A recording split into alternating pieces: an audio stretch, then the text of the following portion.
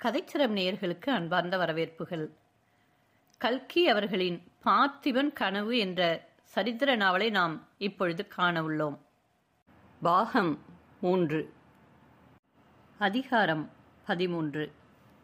நீலகேசி. பாறை மறைவிலிருந்து சிறு தொண்டர் வெளிப்பட்ட சில வினாடிகளுக்கெல்லாம் இன்னும் சில அதிசயங்கள் அங்கே நிகழ்ந்தன.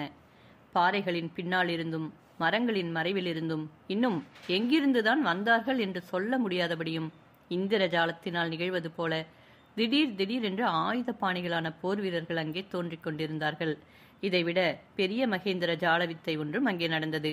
பலிப்பீடத்தில் கட்டுண்டு கிடந்த சிவனடியார் எப்படியோ திடீரென்று அக்கட்டுகளிலிருந்து விடுபட்டு எழுந்து பலிப்பீடத்திலிருந்து கீழே குதித்தார். இதற்கிடையில் சிறு தொண்டர் நேரே மகா கபால பைரவர் என்ற இடத்தை நோக்கி வந்து கொண்டிருந்தார். அவரை பார்த்ததும் கபால பைரவரின் முகத்தில் தோன்றிய பீதி நம்ப முடியாததாக இருந்தது. சிறு தொண்டர் அருகில் நெருங்க நெருங்க அவருடைய பீதி அதிகமாயிற்று. அவருடைய உடம்பெல்லாம் நடுங்கிற்று. இன்னும் சிறு தொண்டர் அவருடைய சமீபத்தில் வந்து நேருக்கு நேராக முகத்தை ஏறிட்டு பார்த்து, "ஓ கபாலிக வேஷதாரியே, மகா காளியின் சந்நிதியில் நீ யார் என்ற உண்மையை சொல்" என்று கேட்டபொழுது கபால பைரவர் 2 அடி பின்வாங்கி பிறகு நடக்கவும் நிற்கவும் சக்தியற்றவர்களாக தள்ளாடி தொப்பென்று கீழே விழுந்தார். அப்பொழுது அங்கே சூழ்ந்திருந்த காளி உபாசகர்களிடையில் ஆகாகாரம் உண்டாயிற்று. வெறியில் மூழ்கி கிடந்த அந்த கபாலிகர்களால் என்ன விபரீதம் நேரிடுமோ என்று விக்கிரமன் கூட சிறிது துணுக்கமடைந்தான். பொன்னனோ வியப்பு, பயபக்தி முதலிய பலவித உணர்ச்சிகள் பொங்க தன்னை மறந்து செயலற்று நின்றான்.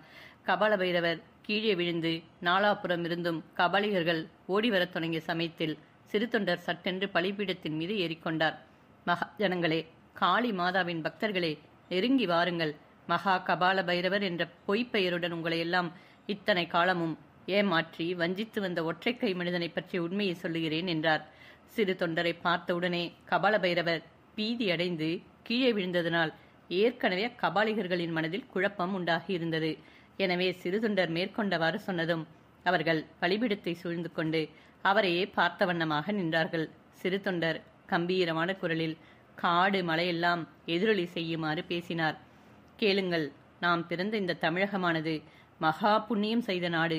எத்தனையோ மகா புருஷர்கள் இந்நாட்டிலே தோன்றி மெய்க்கடவுளின் இயல்பையும் அவரை அடையும் மார்க்கத்தையும் நமக்கு உபதேசித்திருக்கிறார்கள். திருமூல மகரிஷி அன்பும் சிவமும் 2 என்பர் அறிவிலார் என்று அருளியிருக்கிறார். வைஷ்ணவ பெரியவர் அன்பே தகலியாய் ஆர்வமே நெய்யாக இன்புருகு சிந்தை இடுதிரியா நண்புருகிய ஞானச்சுடர் விளக்கேற்றினேன் என்று திருவாய் மலர்ந்திருக்கிறார். இத்தகைய மகோன்னதமான தர்மங்களுக்கு உறைவிடமாக உள்ள நமது நாட்டில் கபாலிகம், பைரவம் என்னும் அனாசார கோட்பாடுகளையும் நரபலி, மாமிசப்பட்சணம் முதலிய பயங்கரமான வழக்கங்களையும் சிலர் சிறிது காலமாக பரப்பி வருகிறார்கள். அன்பே உருவமான சிவபெருமானும் கருணையே வடிவமான பராசக்தியும் நரபலியை விரும்புகிறார்கள் என்று நம்புவது எவ்வளவு பெரிய அறியாமை! சிவபெருமான் கையில் மண்டை ஓட்டை வைத்திருப்பதையும் பராசக்தி கபால மாலையை தரிப்பதாகவும் புராணங்களில் சொல்லியிருப்பதெல்லாம் தத்துவார்த்தம் கொண்டவை என்பதை நமது பெரியோர்கள் நமக்கு உணர்த்தியிருக்கிறார்கள். அவ்விதம் இருக்க இப்புண்ணிய நாட்டில் நரபலி என்னும் கொடிய வழக்கம் பரவுவதற்கு காரணம் என்ன? இந்த தீய பிரச்சாரத்தின் மூல வேறு எங்கே இருக்கிறது? இதை கண்டுபிடிப்பதற்காக நானும் சற்று முன் இந்த பலிபீடத்தில் கட்டுண்டு கிடந்த என் தோழர் சிவனடியாரும் பெருமுயற்சி செய்து வந்தோம். கடைசியாக அந்த முயற்சியில் என் தோழர் வெற்றி பெற்றார், உண்மையை கண்டுபிடித்தார். அப்பொழுது ஒரு குரல் அவர் யார் என்று கேட்டது. அவர் எங்கே என்று பல குரல்கள் கூவின. உண்மை என்னவெனில், சிறு தொண்டர் திடீரென்று தோன்றியவுடன் ஏற்பட்ட குழப்பத்தில் சிவனடியார் ஒருவரும் கவனியாதபடி அந்த இடத்தை விட்டு அகன்று விட்டார். சிறு தொண்டர் மேலும் கூறினார், இன்னும் 2 நாளில் உறையூரில் நடக்கப் போகும் வைபவத்திற்கு நீங்கள் வந்தால் அந்த மகான் யார் என்பதை அறிவீர்கள். தற்போது இதோ இங்கே கீழே விழுந்து பயப்பிராந்தியினால் நடுங்கிக் கொண்டிருக்கும் கபால பைரவன் யார் என்பதை தெரிந்து கொள்ளுங்கள். புகழ்பெற்ற நமது மகேந்திர சக்கரவர்த்தியின் காலத்தில் 20 வருடத்திற்கு முன்னால் வாதாபி அரசன் புலிகேசி நமது தமிழகத்தின் மேல் படையெடுத்து வந்தது உங்களுக்கு ஞாபகம் இருக்கிறதா என்று சிறுதுண்டர் கேட்டு நிறுத்திய பொழுது பல குரல்கள் ஞாபகம் இருக்கிறது என்று கூவின. அந்த ராட்சச புலிகேசியும் அவனுடைய படைகளும் நம்பிக்கை துரோகம் செய்து இந்த செந்தமிழ் நாட்டின் பட்டணங்களிலும் கிராமங்களிலும் செய்துவிட்டு போன அட்டூழியங்களை எல்லாம் நீங்கள் மறந்திருக்க முடியாது. மகேந்திர சக்கரவர்த்தி காலமான பிற்பாடு தர்ம ராஜாதிராஜ நரசிம்ம பல்லவரும் நானும் பெரும் படை கொண்டு புலிகேசியை பழி வாங்குவதற்காக வாதாபிக்கு படையெடுத்துச் சென்றதையும் நீங்கள் அறிவீர்கள். வாதாபி நகரத்தின் முன்னால் நடந்த கொடிய யுத்தத்தில் நமது வீர தமிழ் படைகள் புலிகேசியின் படைகளை எல்லாம் ஹதாஹதம் செய்தன. யுத்த களத்திற்கு வந்த புலிகேசியின் படைகளிலே ஒருவராவது திரும்பி போகவிடக்கூடாது என்று சக்கரவர்த்தி கட்டளையிட்டிருந்தார். ஆனால் அவருடைய கட்டளைக்கு மாறாக ஒரே ஒருவனை மட்டும் திரும்பி போகும்படி நான் அனுமதித்தேன். போரில் கையை இழந்து சரணாகதி என்று காலில் விழுந்தவனை கொல்வதற்கு மனமில்லாமல் அவனை ஓடிப்போக அனுமதித்தேன். அந்த ஒற்றைக்கை மனிதன்தான் இதோ விழுந்து கிடக்கும் நீலகேசி. புலிகேசியை விட கொடிய அவனுடைய சகோதரன் இவன். இதை கேட்டதும் அந்த கூட்டத்தில் அப்படியா, என்ன மோசம், என்ன வஞ்சகம் என்று பலவிதமான பேச்சுக்கள் கலகலவென்று எழுந்தன. சிறிது பேச்சு அடங்கிய பிறகு சிறுதொண்டர் மீண்டும் கூறினார், இவனை நான் மன்னித்து உயிரோடு திருப்பி அனுப்பினேன் என்று தெரிவித்த பொழுது சக்கரவர்த்தி, நீ பிசகு செய்தாய், இதனால் ஏதாவது விபரீதம் விளையும் என்று சொன்னார். அது உண்மையாகிவிட்டது. இந்த நீலகேசி கபாலிக வேஷத்தில் நமது புண்ணிய தமிழகத்தில் வந்து இருந்து கொண்டு பஞ்சத்தினால் ஜனங்களுடைய புத்தி கலங்கி இருந்த காலத்தில் கபாலிகத்தையும் நரபலியையும் பரப்பத் தொடங்கினான். எதற்காக? வீரத்தினால் ஜெயிக்க முடியாத காரியத்தை சூழ்ச்சியினால் ஜெயிக்கலாம் என்றுதான். கடல்களுக்கு அப்பாலுள்ள தேசங்களுக்கெல்லாம் புகழ் பரவி இருக்கும் நமது மாமல்ல சக்கரவர்த்திக்கு விரோதமாக உங்களை எல்லாம் ஏவிவிட்டு சதி செய்விக்கலாம் என்றுதான். இந்த உத்தேசத்தினுடனே இவன் கொல்லிமலையின் உச்சியிலுள்ள குகைகளில் ஆயிரக்கணக்கான கத்திகளையும் கோடாரிகளையும் சேர்த்து வைத்திருந்தான். ஆ என்று கபால பைரவனின் கோபக்குரல் கேட்டது. ஆம், அந்த ஆயுதங்களை எல்லாம் சக்கரவர்த்தியின் கட்டளையினால் இன்று அப்புறப்படுத்தியாகிவிட்டது. இன்னும் இந்த சோழ நாட்டு இளவரசன் விக்கிரமனையும் தன்னுடைய துர்நோக்கத்திற்கு உபயோகப்படுத்திக் கொள்ள எண்ணியிருந்தான். அதற்காகவே பார்த்திப சோழ மகாராஜாவின் வீரபத்தினி அருள்மொழி தேவியை சிறைப்படுத்தி வைத்திருந்தான். அப்பொழுது மகா கபால பைரவர் தரையிலிருந்து சட்டென்று எழுந்து நின்று, எல்லாம் பொய் கட்டுக்கதை, அதற்கெல்லாம் சாட்சி எங்கே என்று கேட்டார். அப்பொழுது ஒருவர் அவருடைய பீதி தெளிந்ததாக காணப்பட்டது. கபால பைரவர் சாட்சி எங்கே என்று கேட்டதும், இதோ நான் இருக்கிறேன் சாட்சி என்றது ஒரு குரல். திடீரென்று ஒரு வெல்வேல மரத்தின் மறைவிலிருந்து மாரப்ப பூபதி தோன்றினான். ஆமாம், நான் சாட்சி சொல்கிறேன். இந்த கபால பைரவர் என்னும் நீலகேசி உண்மையில் கபாலிகன் அல்லன், வேஷதாரி. இவன் மகாராஜாதி ராஜ நரசிம்ம பல்லவ சக்கரவர்த்திக்கு எதிராக சதி செய்தான். அந்த சதியில் என்னையும் சேரும்படி சொன்னான். நான் மறுத்துவிட்டேன்.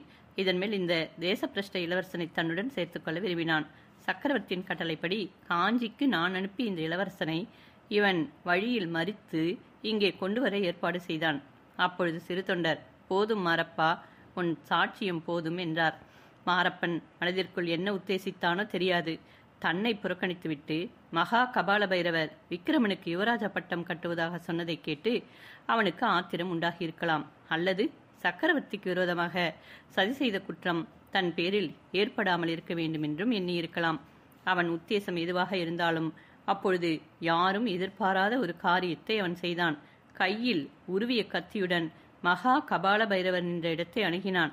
சக்கரவர்த்திக்கு விரோதமாக சதி செய்த இந்த சாம்ராஜ்ய துரோகி இன்று காளி மாதாவுக்கு பலியாகட்டும் என்று கூறிய வண்ணம் யாரும் தடுப்பதற்கு முன்னால் கத்தியை ஓங்கி வீசினான்.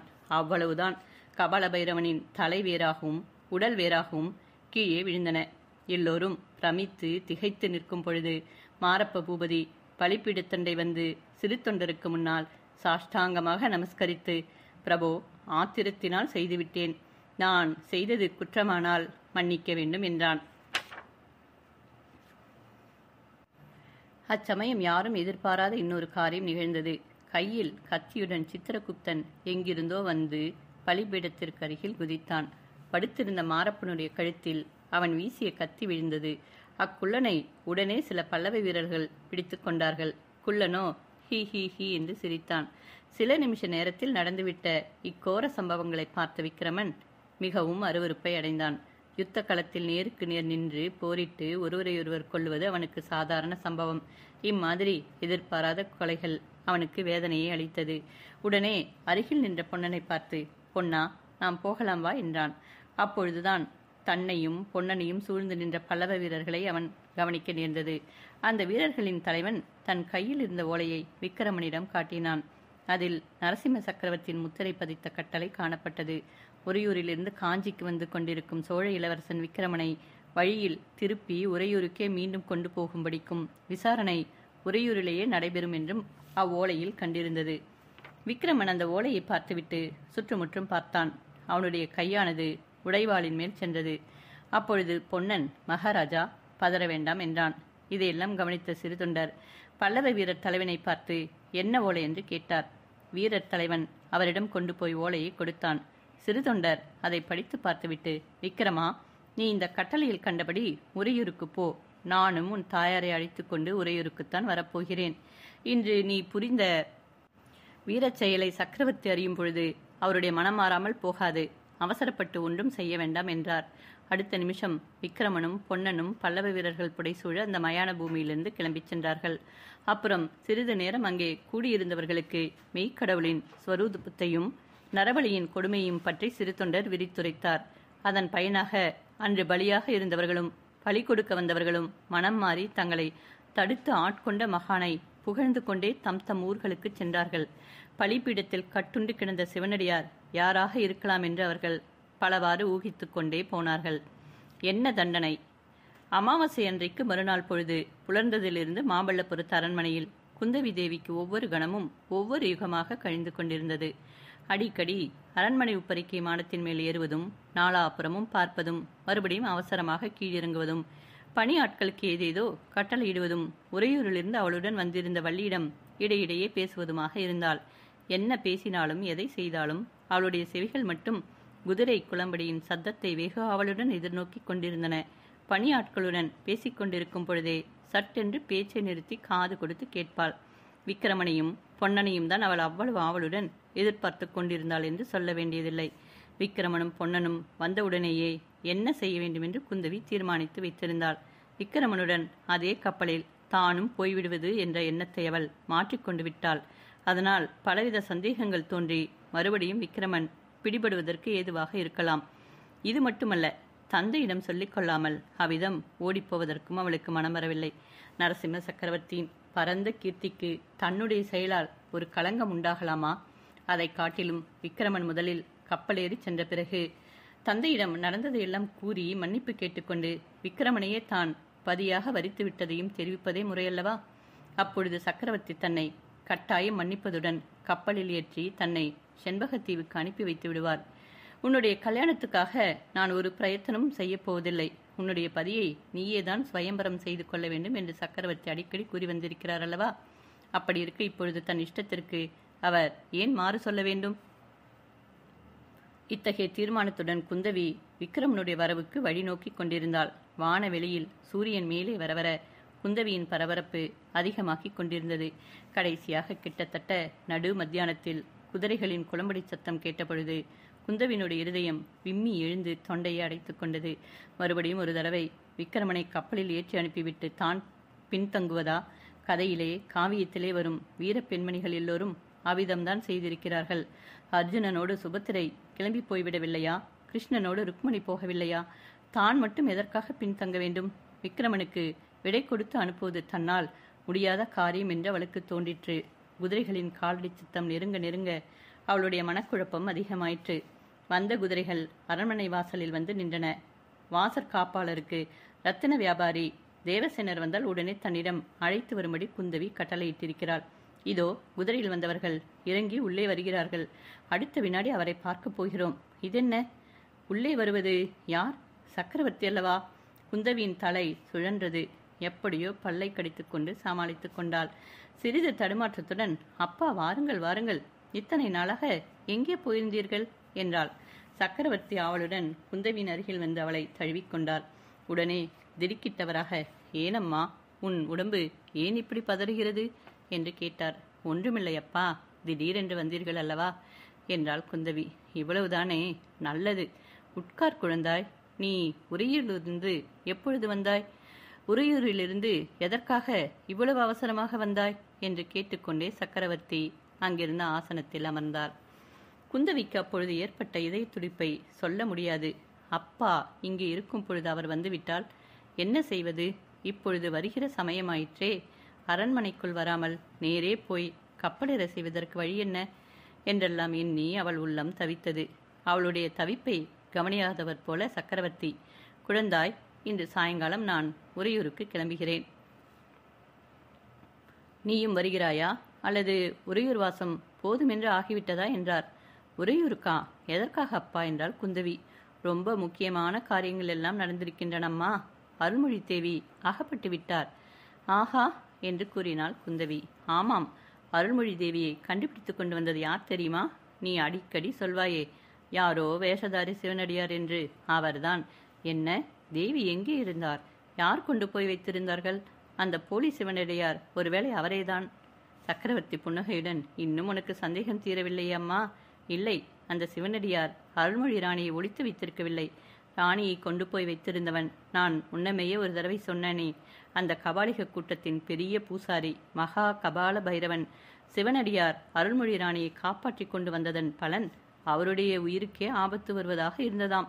நேற்று ராத்திரி மகா கபால பைரவன் சிவனடியாரை காளிக்கு பலி கொடுப்பதாக இருந்தானாம். அவரை கட்டி பலிபீடத்தில் கொண்டு வந்து போட்டாகிவிட்டதாம். கழுத்தில் கத்தி விழுகிற சமயத்தில் சிவனடியாரை யார் வந்து காப்பாற்றினார்களாம் தெரியுமா? யாரப்பா? செண்பகத்தீவிலிருந்து வந்திருந்தானே, ரத்தின வியாபாரி தேவசேனன். அவனும் படகோட்டி பொன்னனும் நல்ல சமயத்தில் வந்து காப்பாற்றினார்களாம். குந்தவி ஏதோ சொல்வதற்கு வாயை திறந்தாள். ஆனால் வார்த்தை ஒன்றும் வெளியில் வரவில்லை. அவளுடைய அழகிய வாய் மாதளை முட்டின் இதழ்கள் விரிவதைப் போல விரிந்து அப்படியே திறந்தபடியே இருந்தது. இன்னும் ஒரு பெரிய அதிசயத்தை கேள் குழந்தாய். ரத்தின வியாபாரி தேவசேனன் என்பது உண்மையில் யார் தெரியுமா? அவனும் ஒரு வேஷதாரிதான். தேச பிரஷ்டனான சோழ நாட்டு இளவரசன் விக்கிரமன் தான். அம்மாதிரி வேஷம் போட்டுக்கொண்டு அவனுடைய தாயாரையும் தாய்நாட்டையும் பார்ப்பதற்காக வந்தானாம். என்ன தைரியம், என்ன துணிச்சல் பார்த்தாய குழந்தாய்? குந்தவி விம்மிய குரலுடன், அப்பா, அவர்கள் எல்லோரும் இப்பொழுது எங்கே என்று கேட்டாள். யாரை கேட்கிறாயம்மா? விக்கிரமனையும் பொன்னனையுமா? அவர்களை உறையூருக்கு கொண்டு போக சொல்லியிருக்கிறேன். நானே நேரில் வந்து விசாரணை நடத்துவதாக சொல்லியிருக்கிறேன். அதற்காகத்தான் முக்கியமாக உறையூருக்கு போகிறேன். நீயும் வருகிறாயா? இத்தனை நேரமும் குந்தவி அடக்கி வைத்துக் கொண்டிருந்த துக்கமெல்லாம் இப்பொழுது பீறிக்கொண்டு வெளியில் வந்தது. தந்தையின் மடியில் தலையை வைத்துக்கொண்டு கோ என்று கதற ஆரம்பித்தாள். இவ்வளவு நேரமும் புன்னகையுடன் பொழிந்து கொண்டிருந்த சக்கரவர்த்தியின் முகபாவத்தில் இப்பொழுது மாறுதல் காணப்பட்டது. அவருடைய கண்களின் ஓரத்தில் ஒரு துளி ஜலம் முத்து போல பிரகாசித்தது. குந்தவியின் தலையையும் முதுகையும் அவர் அன்புடன் தடவி கொடுத்து, குழந்தாய், உனக்கு என்ன துக்கம்? உன் மனதில் ஏதோ வைத்துக்கொண்டு சொல்லாமல் இருக்கிறாய். என்னிடம் மறைப்பானேன்? எதுவாக இருந்தாலும் சொல் என்றார்.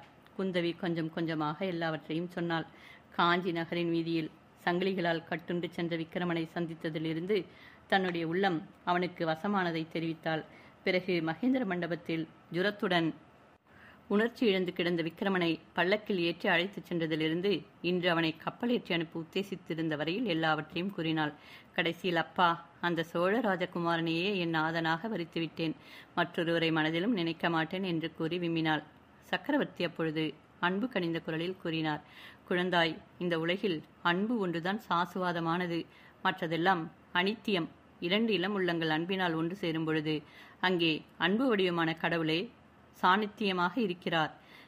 அவ்விதம் அன்பினால் நேர்ந்த உள்ளங்களுக்கு மத்தியில் நின்று தடை செய்ய யாருக்குமே பாத்தியதை கிடையாது. தாய் தகப்பனுக்கு கூட கிடையாதுதான். ஆகையால் நீ சோழ நாட்டு இளவரசனை மனம் புரிய விரும்பினாயானால் அதை ஒரு நாளும் நான் தடை செய்யேன். ஆனால் குழந்தாய், நமது பல்லவ வம்சம் நீதி நெறி தவறாது என்று புகழ் பெற்றது. பல்லவ சாம்ராஜ்யத்தில் ராஜகுலத்தினருக்கும் ஒரு நீதிதான், ஏழை குடியானவனுக்கும் ஒரு நீதிதான். ஆகையால் சோழ ராஜகுமாரன் விஷயத்தில் ராஜ நீதிக்கெனக்க விசாரணை நடைபெறும். குற்றத்திற்கு தகுந்த தண்டனை கிடைக்கும். அதற்கு பிறகும் நீ அந்த ராஜகுமாரனை மணக்க விரும்பினால் நான் குறுக்கே நிற்க மாட்டேன்.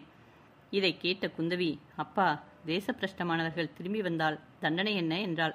சாதாரணமாக மரண தண்டனை. ஆனால் சோழ ராஜகுமாரன் விஷயத்தில் யோசிக்க வேண்டிய அம்சங்கள் இருக்கின்றன. என்னப்பா? நீதான் அடிக்கடி சொல்வாயே, அந்த ராஜகுமாரனுடைய காரியங்களுக்கெல்லாம் அவன் பொறுப்பாளி அல்ல, போலி சிவனடியாருடைய போதனைதான் காரணம் என்று. அது உண்மைதான் என்று தோன்றுகிறது. அந்த சிவனடியாரும் இப்பொழுது அகப்பட்டிருக்கிறார். அவரையும் விசாரித்து உண்மை அறிய வேண்டும்.